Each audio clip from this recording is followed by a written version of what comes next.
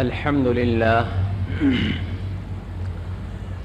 لله نحمده ونستعينه ونستغفره ونؤمن به ونتوكل عليه ونعوذ بالله من شرور أنفسنا ومن سيئات أعمالنا من يهده الله فلا مضل له ومن يضلله فلا هادي له ونشهد أن لا إله إلا الله وحده لا شريك له ونشهد أن سيدنا وحبيبنا وشفيعنا ومولانا محمدا عبده ورسوله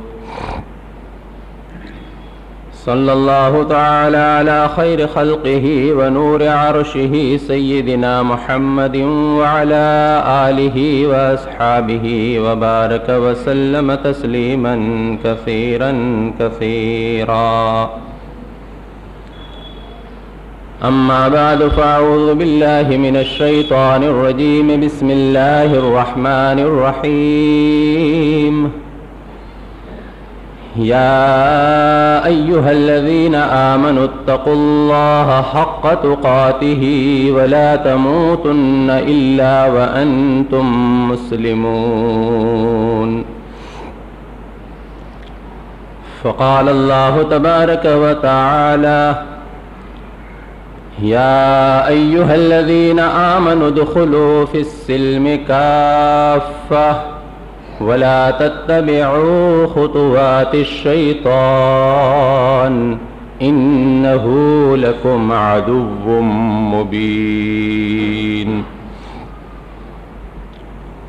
فقال الله تبارك وتعالى في شان حبيبه: إن الله وملائكته يصلون على النبي يا أيها الذين آمنوا صلوا عليه وسلموا تسليما. اللهم صل على محمد وعلى آل محمد كما صليت على إبراهيم وعلى آل إبراهيم إنك حميد مجيد. اللهم بارك على محمد وعلى آل محمد كما باركت على إبراهيم وعلى آل إبراهيم إنك حميد مجيد.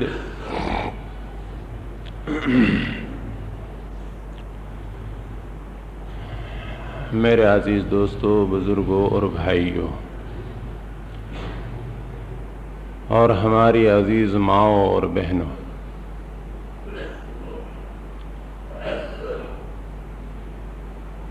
ہم سب کو اللہ نے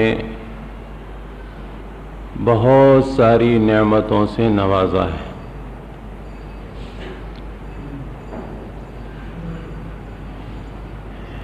ان نعمتوں کے بارے میں نہ ہم شمار کر سکتے ہیں نہ ہم گن سکتے ہیں. ان گنت اللہ نے ہمیں نعمتیں عطا فرمائی.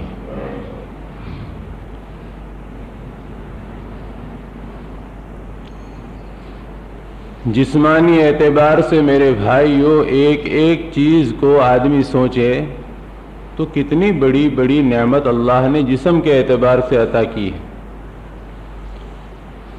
پھر اس جسم کی ضرورت کھانے پینے کی، رہن سہن کی، جو اللہ نے نعمتیں ہمیں دی ہے، ان نعمتوں کا بھی ہم شمار نہیں کر سکتے. اور میرے بھائیوں، ان ساری نعمتوں میں سب سے اونچی، سب سے بڑھ کر، سب سے افضل جو ہمیں نعمت اللہ نے عطا کی ہے، وہ نعمت ایمان اسلام کی دولت سے نوازا ہے.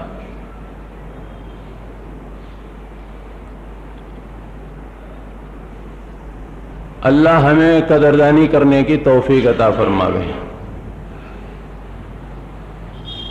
میرے بھائیوں، یہ اسلام، یہ ایمان بہت بڑی دولت.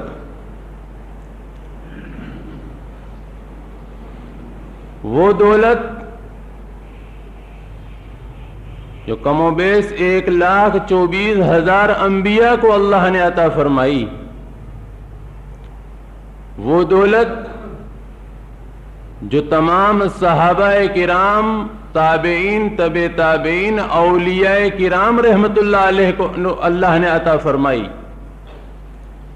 وہ دولت اللہ نے ہمیں عطا فرمائی.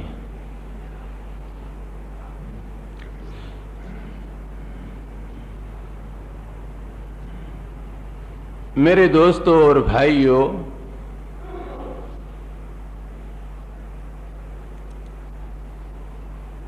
اسلام پر زندگی گزارنے والا، ایمانیت پر زندگی گزارنے والا کبھی بھی دنیا میں بے چین نہیں ہو سکتا.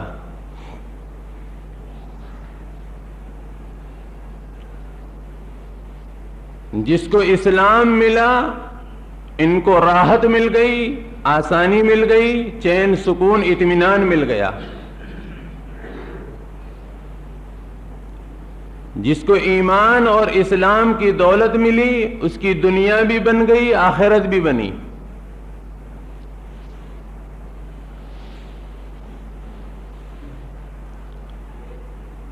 تو میرے دوستوں اور بھائیوں،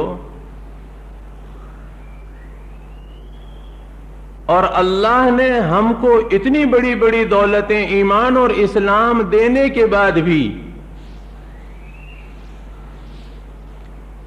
اللہ نے وہ مہینے عطا فرمائے، اللہ نے وہ دن عطا فرمائے، اللہ نے وہ راتیں عطا فرمائی، اللہ نے وہ گھڑیاں عطا فرمائی کہ میرے بندے ایمان اور اسلام کے ساتھ بھی کہیں ٹھوکر کھا جائے تو ان گھڑیوں میں آ کر کے بھی مجھ سے توبہ کر لے اور جو ہے چھٹکارا پا لے، نجات مل جائے.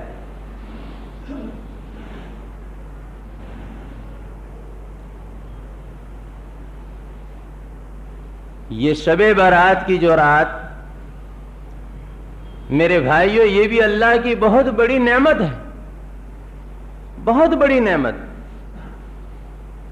کہ آدمی اگر پورے سال میں کوئی غفلت کی وجہ سے کوئی خطا کر بیٹھا ہو، گناہ کر بیٹھا ہو، یا کچھ خطائیں ہو گئی ہو، تو اس شب برات میں آ کر کے بھی، اس رات میں آ کر کے بھی اللہ کے سامنے توبہ کرے، روئے دھوئے ندامت کرے، اللہ پورے سال کی خطاؤں کو معاف کرتے ہیں. تو نعمت ہے. اس کے بعد رمضان کا مبارک مہینہ، یہ مبارک مہینہ بھی میرے بھائیوں اسی لیے اللہ نے عطا فرمایا کہ میں اپنے بندے کو نوازوں، دینے کے لیے. تو خیر میرے دوستوں اور بھائیوں، انسان اسلام اور ایمان کے بعد اللہ سے ڈرتا رہے، اللہ کے خوف کے ساتھ زندگی گزارے. میں نے جو خطبے میں آپ کے سامنے آیت شریفہ پڑھی،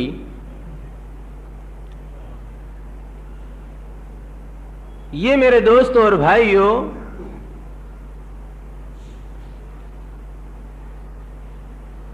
ہمارے نبی تاجدار مدینہ جناب محمد الرسول اللہ صلی اللہ علیہ وسلم اس دنیا میں تشریف لائے اس سے پہلے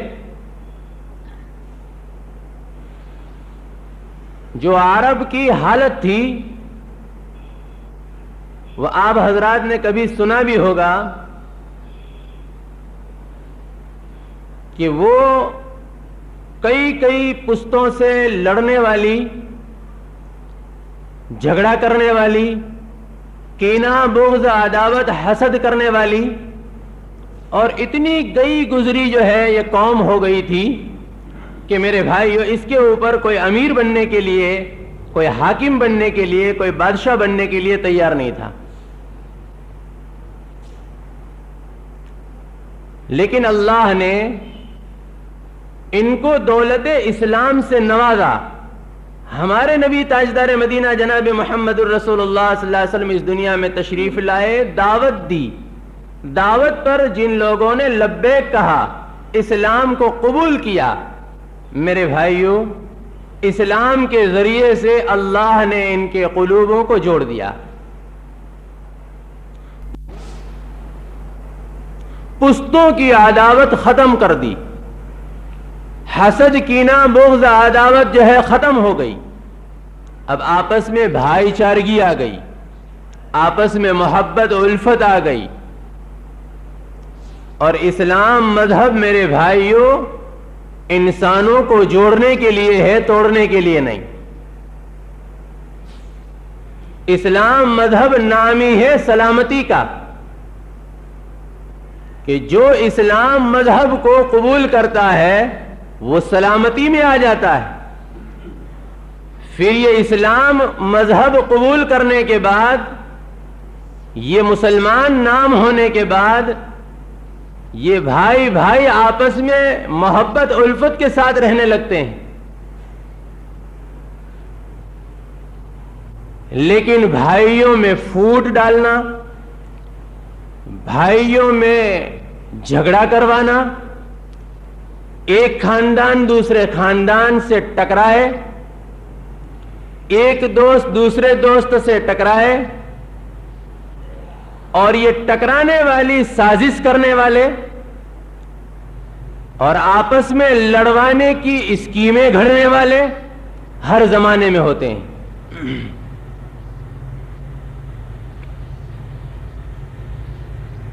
اللہ کے نبی نے دنیا میں آ کر محنت کی, قبیلے کے قبیلے جڑ گئے, اور ایسے جڑے, ایسی محبت الفت آئی کہ میرے بھائیوں وہ یہود اس کو دیکھ نہیں سکے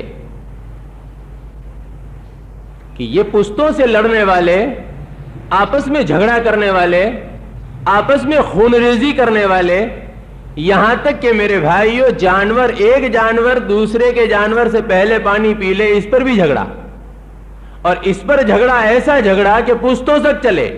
باپ مرے بیٹے کو وصیت کرے کہ بدلہ لے لینا. یہ لڑائیاں. لیکن اسلام مذہب آیا, ایمان آیا, کلمہ توحید پڑھا, لا الہ الا اللہ محمد الرسول اللہ صلی اللہ علیہ وسلم قبول کر لیا. میرے بھائیوں عداوتیں ختم, دل سے دل جڑ گئے.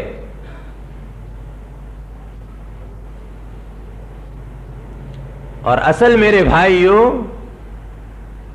آپس کا اتحاد اتفاق جو ہے وہ بہت بڑی طاقت ہے, بہت بڑی طاقت ہے. اور اسلام میں میرے بھائیوں اس کی تعلیم دی ہے کہ ایک خاندان اگر آپس میں محبت الفت کے ساتھ رہے گا, کوئی اس کے سامنے انگلی نہیں اٹھا سکے گا. اور اگر دو بھائیوں میں ذرا تراڑ پڑی, دوسرے انگلی رکھنے والے آ جائیں گے, دوسرے انگلی رکھنے والے آ جائیں گے, لڑوانے والے آ جائیں گے. تو خیر میرے دوستو, اس وقت دو قبیلے اوس اور خزرج, یہ دونوں قبیلے اسلام قبول کر لیا. سال ہا سال سے جو ہے لڑائیاں تھی, عداوتیں تھی, وہ ختم ہو گئی. آپس میں بھائی بھائی ہو گئے, جڑ گئے, مل گئے. اب یہ وہ دیکھ نہیں سکے. تو ایک مرتبہ ایسا ہوا کہ اوس اور خزرج یہ دونوں قبیلے آپس میں مل کر کے بیٹھے تھے, محبت کے ساتھ الفت کے ساتھ بیٹھے تھے. لیکن وہ سازش گھڑنے والے آئے کہ ان دونوں میں پھوٹ ڈالنا ہے. وہ ادیکھائی کرنے والے, حسد کرنے والے کہ ان کو لڑوانا ہے. وہ آ کر کے اس مجلس میں آ کر بیٹھے اور بیٹھ کر کے تذکرہ کرنے لگے پہلے پشتوں کی لڑائیوں کی. تذکرہ, وہ یاد دہانی کرنے لگے کہ پہلے تو ایسا تھا, اس کو مار دیا نے, اس کو مار دیا نے, تمہارے بھائی کو مار دیا تھا نے, اس نے اس کے ابا کو مار دیا تھا نے. وہ اپنے شعر کے اعتبار سے کچھ شعر پڑھے کہ اوس اور خزرج یہ دونوں قبیلے پھر جو ہے تیش میں آئے. ایمان لے آئے تھے, اسلام لے آئے تھے, لیکن وہ باتیں پہلے کی کچھ یاد دلائی تو اب وہ باتیں یاد آ گئی تو اس کے اوپر ایک دوسرے کی زبانیں چلنے لگی. ہاں تو نے ایسا کیا تھا, تو نے ایسا کیا تھا. اب قریب تھا کہ ہتھیار نکل جائے. دوڑے ہوئے ہمارے نبی تاجدار مدینہ جناب محمد الرسول اللہ صلی اللہ علیہ وسلم کو جا کر کسی نے خبر کر دی, جلدی سے آئیے, اوس اور خزرج ابھی ٹکرا جائیں گے. شیطان اپنا کام کر لیتا ہے نا بھائی, لیکن اللہ سے ڈرنے والوں کے پاس شیطان نہیں پھڑکتا. صحیح معنوں میں اللہ سے ڈرنے والے ہوتے ہیں, ہر وقت اللہ کے سامنے ان کی نگاہیں رہتی ہے.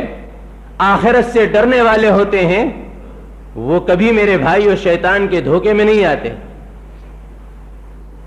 اللہ کے نبی تاجدار مدینہ جناب محمد الرسول اللہ صلی اللہ علیہ وسلم جلدی سے آ گئے. اوس اور خزرج دونوں قبیلے جہاں تھے, آ کر کے کہا کہ میری موجودگی میں تم لڑو گے, یعنی میں ابھی حیات ہوں اور تم لڑو گے, پھر سے خون ریزی کرو گے. اللہ کے نبی تاجدار مدینہ جناب محمد الرسول اللہ صلی اللہ علیہ وسلم نے مختصر ایک جو ہے بیان دیا, خطبہ دیا, اور پھر کہا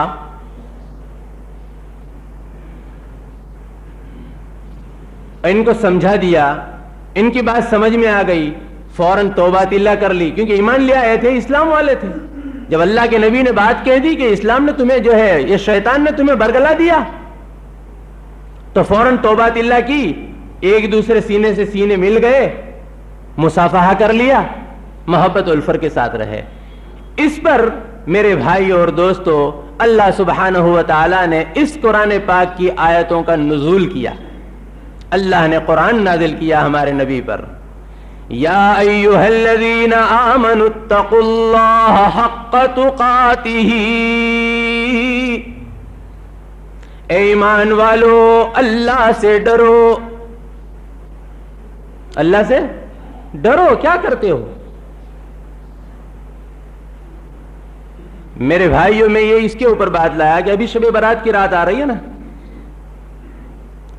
تو ایسے مبارک راتیں آتی ہے, مبارک دن آتے ہیں, مبارک گھڑیاں آتی ہے, لیکن کچھ نحوست ایسی ہوتی ہے, کچھ نحوست والے گناہ ایسے ہوتے ہیں کہ اس نحوست کی وجہ سے, اس نحوست والے گناہ کی وجہ سے ایسی شب برات والی رات گزر جاتی ہے, اس کی معافی نہیں ہوتی, اس کی مغفرت نہیں ہوتی. ایسی نحوست والی باتوں سے پہلے توبہ کرنا ہوتا ہے, پہلے معافی مانگنا ہوتا ہے. اگر توبہ کر لیں گے, معافی کر لیں گے, تو اللہ اس کی رات میں اس کی مغفرت کر دیتے ہیں. اگر توبہ نہیں کی تو اللہ معاف نہیں کریں گے. تو یہ آیت اللہ نے نازل فرمائی, یا ایھا الذین آمنوا, یا ایھا الذین آمنوا اتقوا اللہ حق تقاتہ, اللہ سے ڈرو, خوف کرو اللہ کا. یہ وہ ایمان والوں کو میرے بھائیوں, اللہ کے نبی کے ہاتھ پر ایمان لائے تھے, تو آج ہمیں بھی تو ڈرنا چاہیے. قرآن تا قیامت تک کے لیے ہے, قرآن تا قیامت تک کے لیے انسانوں کی ہدایت کے لیے ہے.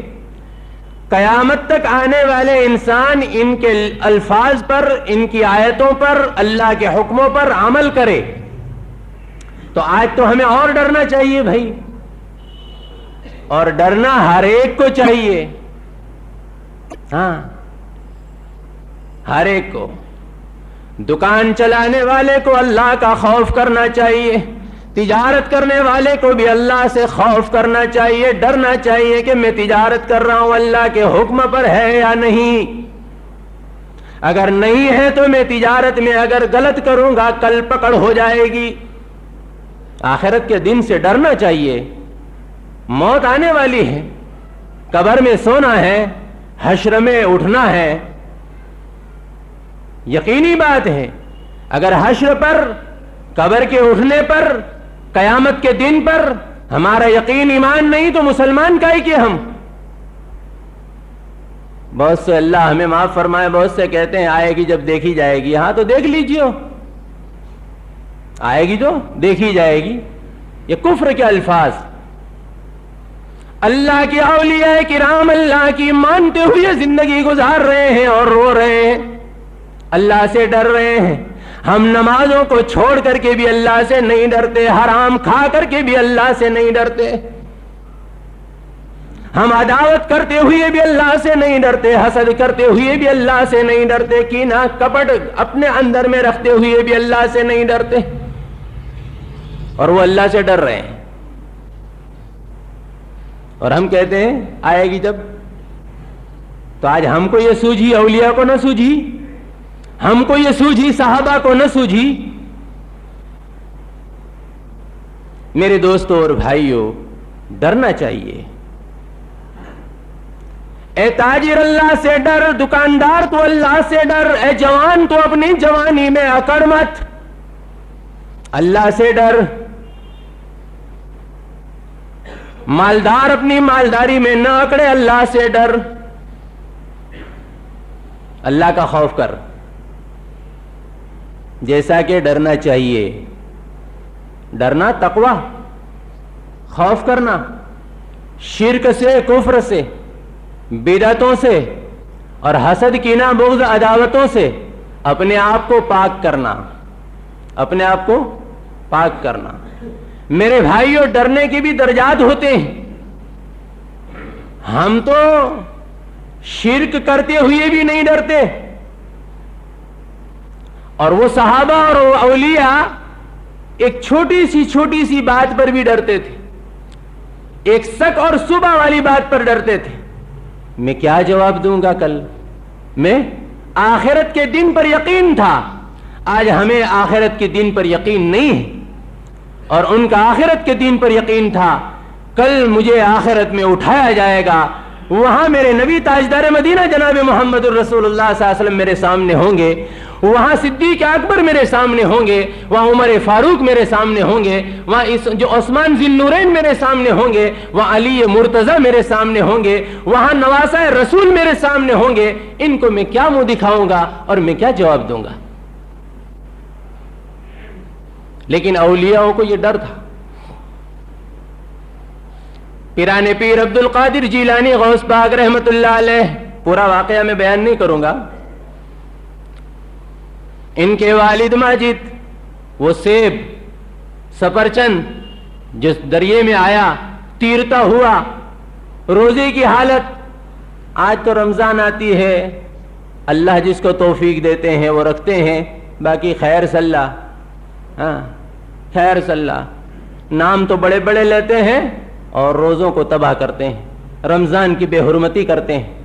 اللہ معاف فرمائے. کیا اولیاء نے یہ سبق دیا تھا کہ رمضان آئے تو تم جو ہے کھاتے پیتے رہنا, 11 مہینے کی طرح 12واں بھی گزار دینا؟ ایسے یہ سبق ہمیں دیا؟ میرے بھائیوں, صحیح معنوں میں اولیاءوں سے ہم سبق پڑھیں, صحیح معنوں میں ان سے سبق حاصل کریں. پیران پیر عبد القادر غوث پاک رحمت اللہ علیہ کے والد ماجد دریا کے کنارے وہ سیب آتا ہوا نظر آیا, فاقہ ہے, روزے کی حالت میں, اٹھا تو لیا, کھا تو لیا, افطاری تو کر لی, لیکن خیال دل میں آیا کہ میں نے اس سیب سے افطاری تو کر لی ہے, نہ معلوم یہ سیب کس کے باغ کا ہوگا. فکر پیدا ہو گئی. میں کل حشر میں اس سفرچند کے بارے میں, اس سیب کے بارے میں اللہ نے مجھے پوچھ لیا تو میں کیا جواب دوں گا؟ چلے معافی کرانے, چلے, خیر لمبا واقعہ ہے, میں مختصر میں, چلے معافی کرانے. اللہ نے دنیا اور آخرت بنا دی, معاف بھی ہو گیا, اللہ نے انعام بھی دیا. فاطمہ جیسی دلہن بھی اللہ نے عطا فرمائی کہ جن کے پیٹ سے اللہ نے میرے بھائیوں تمام اولیاؤں کے سردار کو جنم دے کر اللہ نے بتایا یہ تیرے تقوی کا صلہ ہے, یہ تیرے اللہ کے ڈرنے کا صلہ ہے, اللہ کے خوف کرنے کا صلہ ہے, آخرت کے دن سے ڈرنے کا صلہ ہے, بدلہ ہے. گئے, اللہ نے وہاں جو ہے شادی بھی کروا دی. ایسی اولیاء ملی کہ جن کے پیٹ سے میرے بھائیوں جنم ہمارے پیر حضرت غوث پاک عبد القادر جیلانی رحمت اللہ علیہ ان کے پیٹ سے جنم لیتے ہیں، اور میرے بھائیوں دنیا کو سبق دے کر کے جاتے ہیں کہ اگر زندگی گزارنی ہے اور غلامی کے ساتھ اپنی زندگی گزارنی ہے، نبی کا سچا اور پکا غلام بن کر جینا ہے، تو ہم جس طریقہ سے جی کر بتاتے ہیں ایسا جی کر بتاؤ۔ باقی زندگی تو ہر کتے اور بلے اور جانور سب سے زندگی گزار لیتے ہیں، کیا انسان بھی ایسی زندگی گزارے؟ خیر میرے بھائیوں، ایسے اللہ کی معمولی بات پر ڈرنے والے، آج ہم تو کھیت کے کھیت ہدم کر جاتے ہیں، کوئی ڈر نہیں۔ شب برات کی شب برات آ جائے کوئی ڈر نہیں۔ ارے بھائی شب برات آنے سے پہلے ذرا سوچ کہ میرے اوپر کسی کا حق تو نہیں ہے، پہلے کو معاف کروا، پہلے حق کو ادا کر دے، پھر شب برات کی رات میں اللہ سے کہ اللہ یہ بڑی مبارک رات ہے، تیری رحمت والی رات ہے، تیری دین کی رات ہے، تو مجھے معاف کر دے، تو مجھے معاف کر دے۔ لیکن میرے بھائیوں شب برات گزر جائے، لیکن ہم تو وہی جو راتیں گزرتی ہے ایسے ہی نخرے کے ساتھ یہ رات بھی گزار دیتے ہیں۔ خیر ایسے میرے دوستو ایک واقعہ میں آپ کو ڈرنے کا یہ بتاؤں، یہ تو بہت بڑے بڑے اللہ والے ہیں، بہت بڑے بڑے اللہ والے کہ جو اللہ سے ڈر رہے ہیں۔ رابعہ بصریہ کا بھی آپ نے نام سنا ہوگا، رابعہ بصریہ بہت بڑی عابد، بہت بڑی اولیاء گزری ہے میرے بھائیوں، ایک عورت ہے۔ جب میرے دوستو رابعہ بصریہ کا جنم ہوتا ہے، گھر کی یہ حالت ہے کہ ناف پر تیل لگانے کے لیے گھر میں نہیں، سمجھتے ہو؟ تو دیا جلانے کا تیل کہاں سے؟ گھر میں دیا جلانے کا تیل نہیں، ناف پر لگانے کے لیے تیل نہیں۔ رابعہ بصریہ کی ماں رابعہ بصریہ کے ابا کو یہ کہتے ہیں ذرا پڑوس سے تیل تھوڑا سا لے کر کے قرض کے طور پر لے کر کے آئیں تاکہ بچی کے ناف پر ملا جائے، لگایا جائے۔ خیر نہ تو نہیں کہا، باہر نکل گئے، کسی کا دروازہ کھٹکھٹا کر واپس آ گئے، کیونکہ یہ کیا تھا کہ میں مخلوق سے نہیں مانگوں گا، ایک خدا ہی سے مانگوں گا، ایک خدا ہی سے مانگوں گا، مخلوق سے نہیں مانگوں گا۔ لیکن بیوی کو اطمینان ہو جائے اس لیے ان کو باہر آنا ہوا، کسی کا دروازہ کھٹکھٹا کر واپس آ گئے، کہا کہ میں نے دروازہ کھٹکھٹایا، پڑوس والے نے کھولا نہیں، میں واپس آ گیا۔ خیر میرے دوستو اس حالت کے اندر سو جاتے ہیں، رات کو خواب میں تاجدار مدینہ جناب محمد الرسول اللہ صلی اللہ علیہ وسلم میں آتے ہیں، خواب میں آتے ہیں، فرمایا ندامت نہ کرو،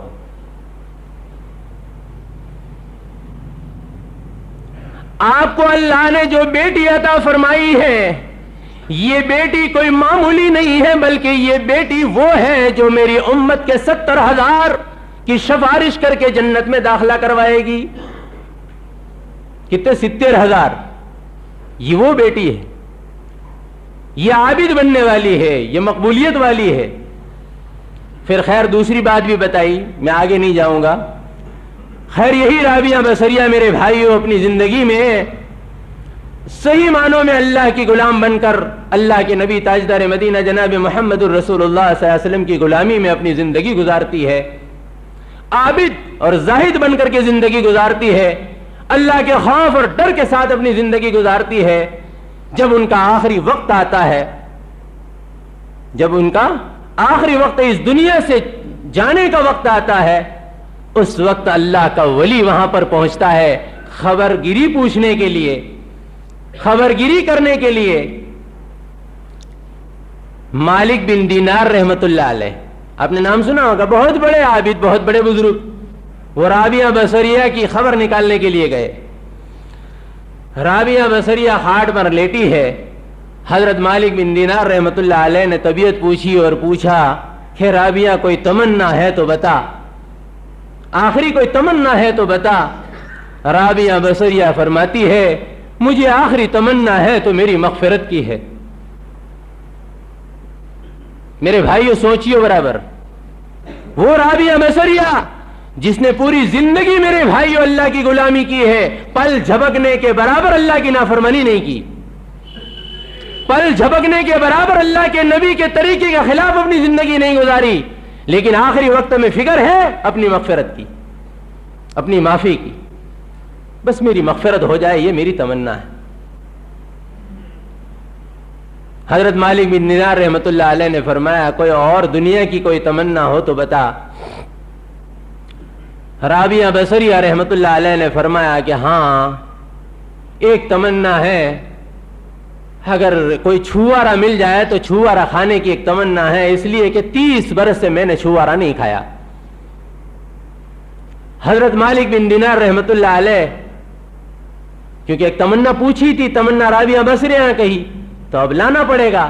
مالک بن دینار رحمۃ اللہ علیہ گھر سے باہر نکلتے ہیں اور یہ سوچتے ہیں، فکر کرتے ہیں کہ چھوارا لاؤں تو کہاں سے لاؤں، ابھی تو موسم بھی نہیں ہے۔ بس یہ فکر میں تھے، یہ بھی اللہ والے تھے، یہ فکر میں تھے کہ ایک پرندہ اڑتا ہوا اپنی چونچ میں ایک چھوارا لے کر کے میرے بھائیو آیا اور مالک بن دینار رحمۃ اللہ علیہ کی جھولی میں وہ چھوارا ڈال کر چلا گیا۔ غور سے سنیں، مالک بن دینار رحمۃ اللہ علیہ بڑے خوش ہوئے کہ میری تمنا اللہ نے پوری کر دی، چھوارا اللہ نے دے دیا۔ یہ چھوارا لے کر کے رابعہ بصریہ کی خدمت میں جاتے ہیں، رابعہ بصریہ کو پیش فرماتے ہیں۔ رابعہ بصریہ نے پوچھا کیسے، کہاں سے لائے؟ تو فرمایا کہ اس طریقہ سے۔ میرے بھائیو سوچو، آخری وقت ہے، رابعہ بصریہ رحمۃ اللہ علیہ کی قبر پر اللہ کروڑوں رحمت نازل فرمائے۔ کیا فرمایا؟ فرمایا کہ نہیں، یہ پرندہ جو لے کر آیا نہ معلوم کس باغ سے لے کر آیا ہوگا، میں کل حشر میں اگر کھا لیا تو جواب کیا دوں گی؟ میں تو یہ چھوارا نہیں کھاؤں گی، اب چھوارے تو مالک کے پاس جا کر کھا لوں گی، میں یہ چھوارا نہیں کھاؤں گی۔ سوچو میرے بھائیو، ہم درخت کے درخت کھا گئے، سیڑے کے سیڑے کھا گئے، زمین کی زمینیں کھا گئے، مال کے مال کھا گئے، ہزار کے ہزار کھا گئے، لاکھ کے لاکھ کھا گئے، غلط سلط رپورٹ بنا کر کھا گئے۔ سوچو میرے بھائیو، کس منہ سے اللہ کے اولیاءوں کا ہم نام لیں گے اور کس منہ سے اس شب برات میں اللہ کے سامنے کہیں گے اللہ مجھے معاف کر؟ اللہ کہیں گے پہلے حق تو ادا کر تیری بہن کا، تو کھا گیا، تیری بیٹی کا حق کھا گیا، تیری بھائی کا حق کھا گیا، تیرے خون کے رشتے کا تو حق کھا گیا، اس کو تو پہلے حق ادا کر، معاف کروا، اس کے بعد میرے سامنے آ، اس کے بعد میرے سامنے معافی کروانے آ۔ تو جانتا ہے کہ تیری بیٹی کا حق تجھ پر ہے، تو جانتا ہے تیری بہن کا حق تجھ پر ہے، تو جانتا ہے تیرے بھائی کا حق تیرے پر ہے، تو جانتا ہے کہ تو تیرے باپ سے قطع تعلق کر کے رکھا ہے، تو پہلے وہاں تجھے معافی کروا لے۔ میرے دوستو، اللہ والے ڈرتے ہیں، آج ہمارے پاس ڈر، خدا کا خوف نہیں، مرنے کے بعد اللہ کے سامنے کھڑے ہونے کا ڈر نہیں، اللہ کو جواب دینے کا ڈر نہیں، خوف نہیں، تو میرے دوستو اور بھائیو ہم جواب کیا دیں گے؟ ذرا سوچیں۔ رابعہ بصریہ رحمۃ اللہ علیہ نے چھوارا نہیں کھایا، کہا کہ اب تم ہے باہر نکل جاؤ۔ رابعہ بصریہ نے کیا کہا؟ اب تم سب باہر نکل جاؤ۔ سب باہر نکل گئے، دروازہ بند کر دیا گیا۔ تھوڑی دیر کے بعد اندر سے کچھ آواز آئی، دروازے سے کان لگا کر، جو باہر کھڑے تھے نا وہ دروازے سے کان لگا کر سننے لگے کہ اندر تو رابعہ بصریہ اکیلی ہے اور یہ بات کیا ہو رہی ہے، کس کی آواز آ رہا ہے؟ تو آواز کیا تھا میرے بھائیو؟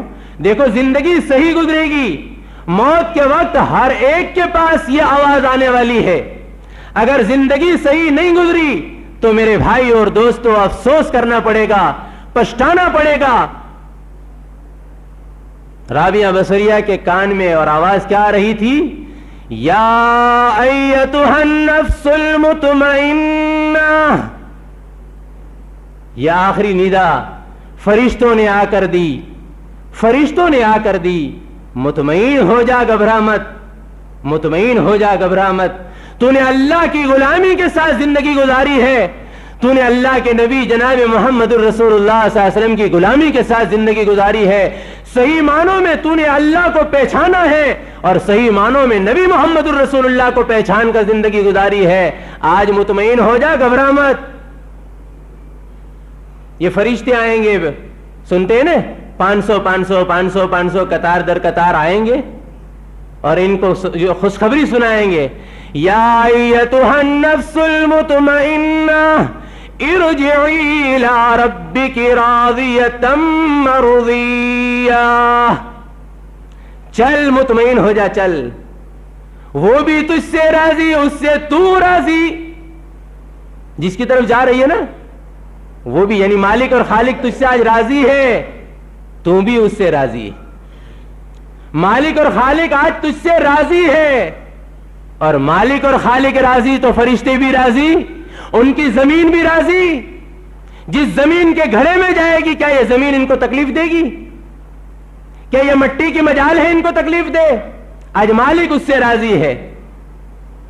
میرے دوستوں اور بھائیوں، اور پھر کیا کہا جائے گا آگے؟ ہم کہتے ہیں نا، ہمیں بہت تمنا ہے، خواجہ کے ساتھ اٹھائے جائیں گے، نے غوث پاک کے ساتھ اٹھائے جائیں گے، نے ولیوں کے ساتھ اٹھائے جائیں گے، نے ہم کو ان کے جھنڈے کے نیچے جگہ مل جائے گی۔ نے قرآن کی تعلیم پر غور کرو، نبی پاک جناب محمد الرسول اللہ صلی اللہ علیہ وسلم کی احادیث پر غور کرو، دنیا میں بتلا کر کے گئے ہیں، اٹھنا ہے اولیاءوں کے جھنڈے تلے، اٹھنا ہے نبیوں کے جھنڈے تلے، اٹھنا ہے صحابہ کے جھنڈے تلے، اٹھنا ہے شہیدوں کے جھنڈے تلے۔ ہم تمہیں بتاتے ہیں اس راستے پر چل کر آؤ، اسی کے جھنڈے تلے تمہیں اٹھایا جائے گا۔ اور اگر اس راستے سے بھٹک کر آؤ گے تو یاد رکھو، اللہ کے دشمن ابو جہل اور اللہ کے دشمن، نبی کے دشمن، ان کے جھنڈے تلے جاؤ گے۔ دو راستے کھول کر بتلا دیے، دو راستے الگ کر کے بتلا گئے، اور اب ہم میرے بھائیوں، راستہ تو ابو جہل والا، عتبہ والا، اور نہ جانے اللہ کے دشمنوں والا، فرعون والا راستہ ہم اختیار کریں، اور تمنا دل میں یہ ہو کہ خواجہ کے ساتھ اٹھایا جاؤں۔ ہم نے راستہ ویراول کا لیا اور تمنا ہے میں کیسوت پہنچ جاؤں۔ نہیں ہو سکتا۔ اگر تجھے جانا ہے راستہ بھی اسی کا لینا ہوگا۔ تجھے دادا کے گھر جانا ہے، دادا کے باغ میں جانا ہے، دادا کی زمین پر جانا ہے، ارے دادا کے راستے کو اختیار کر، تو دادا کے باغ اور بگیچے میں پہنچے گا۔ دادا آدم علی نبینا وعلیہ الصلوۃ والسلام، یعنی بھائی ہمارے دادا، اس کے بعد تمام انبیاء، تو نبی والے راستے پر چلیں گے تو وہ جگہ ہمیں اللہ عطا کریں گے۔ آ جاؤ، یہی تمہاری جگہ ہے۔ آگے فرمایا فَادْخُلِي فِي عِبَادِي، اللہ کے نیک بندوں کے ساتھ چل، اللہ کے نیک بندوں کے ساتھ چل۔ وَادْخُلِي جَنَّتِي، جنت کا وعدہ جو ہم نے کیا ہے، ہم وعدہ خلاف نہیں ہوتے۔ جنت کا وعدہ اللہ نے کیا ہے نا، کہ میرے احکام پر چل کر آؤ گے، میرے نبی کے نقش قدم پر چل کر آؤ گے، ہم تمہیں جنت دیں گے۔ تو ہم وعدہ خلافی نہیں ہوتے۔ ہمارے نیک بندوں کے ساتھ تو بھی اس جنت میں داخل ہو جا، تو کہ ہمارے نیک بندوں کے راستے پر چل کر کے تو زندگی گزار کے آیا ہے۔ تو رابعہ بصریہ رحمت اللہ علیہ کو فرشتوں نے یہ خوشخبری سنائی، پھر دروازہ کیواڑ کھولا تو یہ رابعہ بصریہ دار فانی سے دار بقا کی طرف کوچ کر گئی تھی۔ انا للہ و انا الیہ راجعون۔ تو میرے بھائیوں، اللہ والوں کا جانا بھی ایسا ہوتا ہے، دنیا سے اللہ والوں کا جانا ایسا ہوتا ہے۔ پھر قبر میں رکھا جاتا ہے نا، تو قبر میں ان کے سوال و جواب بھی ایسے ہوتے ہیں۔ حضرت پیران پیر غوث پاک رحمت اللہ علیہ سے کسی نے پوچھا کہ اے پیر، کیا قبر کے اندر آپ سے بھی سوال ہوگا؟ کیا پوچھا؟ کہ من ربک، نہ من دینک، نہ من رسولک، تیرا رب کون ہے، تو کس دین پر چل کر آیا ہے، تیرا رسول کون ہے، کیا آپ سے بھی سوال ہوگا؟ حضرت پیران پیر غوث پاک رحمت اللہ علیہ نے فرمایا کہ ہاں، یہ تو قانون کی بات ہے، ہر ایک سے سوال تو ہوگا، ہر ایک سے سوال تو ہوگا، لیکن جو اللہ والے ہوتے ہیں ان کا جواب کچھ نخرے والا ہوگا، اور عام جو جواب ہوگا وہ ڈرتے ہوئے جواب ہوگا۔ اللہ والے ہوں گے نا، وہ نخرے والا وہ جواب دیں گے۔ ہاں، وہ سیدھے سادہ جواب نہیں دیں گے, وہ تو اللہ والے ہوتے ہیں. جیسے رابعہ بصریہ رحمت اللہ علیہ کو قبر کے اندر رکھا گیا تو وہ فرشتے آئے مر ربک سوال کرنے کے لیے, ہے نا, 3 سوال رابعہ بصریہ کو ہوا. تو رابعہ بصریہ نے سوال کرنے والے سے سوال کر لیا. فرشتے نے سوال کیا مر ربک, اس نے کہا تو کون. رابعہ بصریہ نے کیا کہا, تو کون. سوال کے سامنے سوال. تو یہ نخرے والا سوال ہوتا ہے, جواب ہوتا ہے. تو میرے بھائیو, فرشتوں نے کہا کہ ہم اللہ کی طرف سے فرشتے ہیں. تو کہا کہ تم کہاں سے آئے ہو. ابھی یہ فرشتوں نے ایک سوال کیا, رابعہ بصریہ نے 2 سوال کر دیے. ایک سوال کا فرشتوں نے جواب دے دیا کہ ہم اللہ کے فرشتے ہیں. کہا تم کہاں سے آئے ہو. کہا اللہ کے ولی, ہم آپ سے جو سوال کرتے ہیں اس کا جواب دو. کہا نا, پہلے میرا جواب دو, تم کہاں سے آئے. کہا ہم عرش سے آئے, اللہ کی طرف سے آئے. 7واں آسمان, اچھا تو ان کا جو راستہ کتنا ہے. تو کہا اتنے سالوں کا جو ہے اتنا مسافت ہے.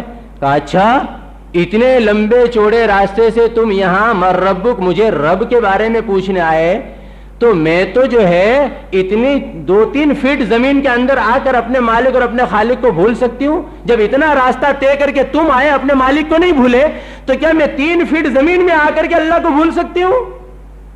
میرا رب وہی ہے خالق اور مالک جو زمین اور آسمان کو پیدا کرنے والا ہے. تو میرے بھائیوں اور دوستوں, یہ نخرے والا سوال و جواب ہوتا ہے. اللہ والے ہوتے ہیں. خیر, تو میں کیا عرض کر رہا تھا, یا ایھا الذین آمنوا اتقوا اللہ حق تقاتہ ولا تموتن الا وانتم مسلمون. اللہ کے ساتھ ڈرتے رہو, خوف کرتے رہو, تقوی کے ساتھ زندگی گزارو. ڈرو, میں نے پہلے کہا نا, جب اللہ والے ڈرتے ہیں تو ہم میرے بھائیوں کیا ہے, ہم کیا ہے, ہمیں تو اور زیادہ ڈرنا چاہیے, اور زیادہ ڈرنا چاہیے. اور ڈرتے ہوئے مسلم بن کر کے جب تمہاری مرنے کا وقت آئے, مرو تو بھی اسلام کے ساتھ مرو, مرو تو بھی اسلام کے ساتھ مرو, مسلمان بن کر مرو. جیسی زندگی گزرے گی ایسی موت آئے گی نا بھائی. اور آگے اللہ نے کیا فرمایا, وَاعْتَصِمُوا بِحَبْلِ اللَّهِ جَمِيعًا وَلَا تَفَرَّقُوا. غور سے سنیں, اللہ کیا فرماتے ہیں, سب مل کر میری رسی کو مضبوطی کے ساتھ پکڑے رہو, تھامے رہو. یعنی دین کی رسی کو مضبوطی کے ساتھ تھامے رہو, قرآن کو مضبوطی کے ساتھ تھامے رہو. فرقے پارٹیاں نہ پڑو, ٹکڑے مت ہو جاؤ, ایک ہو جاؤ, متحد ہو جاؤ, اتفاق کے ساتھ اتحاد کے ساتھ اپنی زندگی گزارو. یہ ٹکڑے ہو جانا, پارٹی ہو جانا, گروپ بندی ہو جانا, جماعت بندی ہو جانا, یہ کالے یہ گورے, یہ یہاں کے, یہ پٹیل یہ سید یہ گھانچی, کہا نا, اسلام نے سب کو ایک بنا دیا ہے, جوڑ دیا ہے. چاہے یہ انصار ہو یا مہاجر ہو, یا گورے ہو یا کالے ہو, یہاں تو اسلام ایمان اعمال کا بھاؤ چلے گا.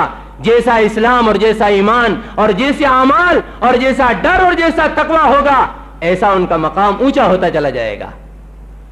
اللہ گورے کا گوراپن نہیں دیکھتا, اللہ کا کالاپن نہیں دیکھتا, اللہ خاندانیت نہیں دیکھتا, اللہ عرب اور گھاچی کو نہیں دیکھتا کہ یہ عرب ہے, یہ گھاچی ہے, یہ ہندوستانی ہے, یہ عربستانی ہے, یہ نہیں دیکھتا. اگر میرے بھائی یہ ہوتا تو بلال کا یہ مقام نہ ہوتا. حضرت بلال رضی اللہ تعالیٰ عنہ حبشی کالے کلوٹے, لیکن مقام دیکھو تو مؤذن, مقام دیکھو تو مؤذن, مسجد نبوی کے مؤذن.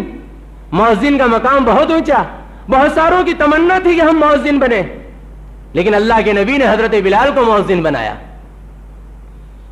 اور وہ بلال میرے دوستوں اور بھائیوں, حضرت عمر رضی اللہ تعالیٰ عنہ اتنے بڑے خلیفہ,